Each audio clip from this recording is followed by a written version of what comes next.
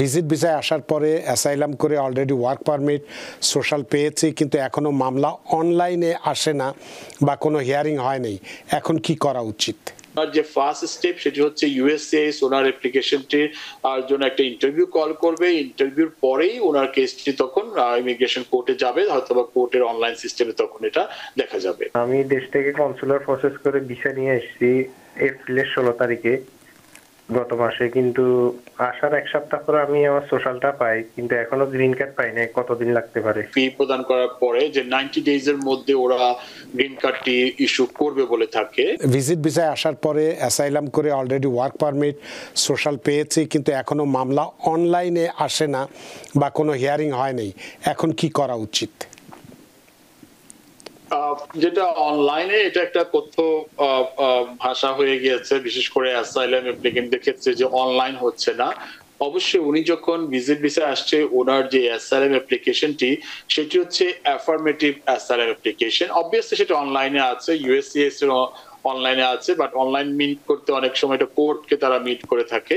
তো ওনার যে first step সেটি হচ্ছে ইউএসসিআইএস ওনার অ্যাপ্লিকেশনটি আর জন্য একটা ইন্টারভিউ কল করবে। ইন্টারভিউর পরেই ওনার কেসটি তখন ইমিগ্রেশন কোর্টে যাবে, হয়তোবা কোর্টের অনলাইন সিস্টেমে তখন এটা দেখা যাবে। অনেক ধন্যবাদ মাসুদ আলম, আশা করি প্রশ্নের উত্তর পেয়েছেন। মোহাম্মদ জসিমউদ্দিন এক কথার উত্তরেই শেষ হয়ে যাবে।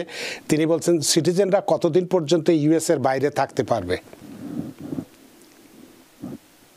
এটা যদি কেউ ইউএস সিটিজেন হয় আনলিমিটেড টাইম, সেখানে কোনো বাধা নাই, উনি ফরএভার থাকতে পারবে। উনি ইভেন আমেরিকার বাইরে থেকে লোকাল যে কনসুলেট অফিস আছে ওখানে বসে ওনার পাসপোর্ট রিনিউ করতে পারবে সব সময়। অনেক ধন্যবাদ মোহাম্মদ জসিমউদ্দিন, আশা করি প্রশ্ন উত্তর পেয়েছেন। একটু টেলিফোনে যাব। সুপ্রিয় দর্শক, কে আছেন টেলিফোনে? দয়া করে নাম পরিচয় দিয়ে আপনার প্রশ্নটি করুন। হ্যালো, আসসালামু আলাইকুম। ওয়ালাইকুম আসসালাম।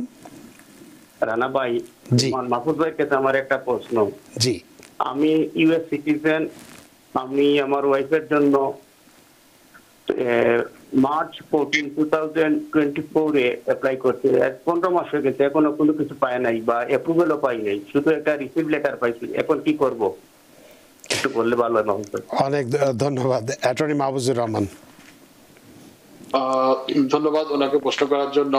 সাধারণত ইউএস সিটিজেন তার স্পাউসের জন্য আবেদন করলে 6 থেকে 7 মাসের মধ্যে অ্যাপ্রুভাল চলে আসে। বিশেষ করে আমাদের অফিসে যে অ্যাপ্লিকেশন গুলো করা হয় এরকম দেখা যায়। কিন্তু সেটা আমাদের আজকে আমি বলবো যে ওনার যে প্রশ্নের সাথে কিন্তু যে আমাদের যে আজকে আলোচনার আরেকটি কিন্তু কানেকশন আমি বলতে পারি। অনেক সময় দেখা যায় যে যারা কিনা দেখা যায় এরকম যে নন অ্যাটর্নি দ্বারা অনেক সময় অ্যাপ্লিকেশন সাবমিট করে, ওগুলো তো কিন্তু অনেক সময় ইউএসসিআইএস কিন্তু অনেক সময় ডিলে করে থাকে। অথবা যেটা আমরা বলছিলাম যে তারা অনেক সময় ওই ব্যাকগ্রাউন্ডটা দেখার চেষ্টা করে যে এটা কিভাবে আবেদন করলো, কিভাবে উনি এই সহায়তাটা পেলো, সেটিও কিন্তু তারা ফাইন্ড আউট করার চেষ্টা করে।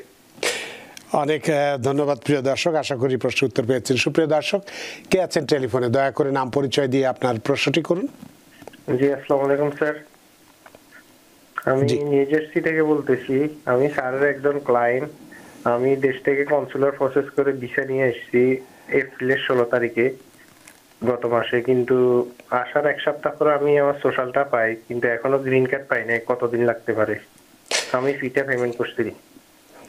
অনেক ধন্যবাদ অ্যাটর্নি মাহফুজুর রহমান। সাধারণত ওদের যে নোটিফিকেশন থাকে ফি প্রদান করার পরে যে 90 ডেজ এর মধ্যে ওরা গ্রিন কার্ডটি ইস্যু করবে বলে থাকে।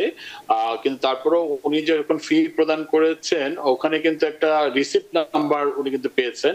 ওটি দিয়ে কিন্তু ইউএসএস এর ওয়েবসাইটে কিন্তু উনি আপডেট জানতে পারে যে এটার কি কন্ডিশন আছে। এখন যদি 90 ডেজ পেরিয়ে যায় ইউএসসিএস এর সাথে সরাসরি যোগাযোগ করতে পারে এই ওনার গ্রিন কার্ডের ব্যাপারে।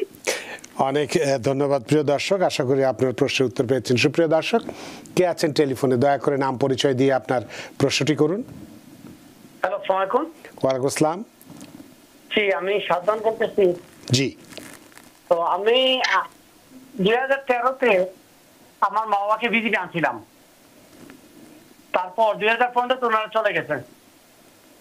তো কয়েকদিন আগে আমার বাবা মারা গেছেন। আমার মার জন্য আমি অ্যাপ্লাই করছিলাম ভিজিটে। আমি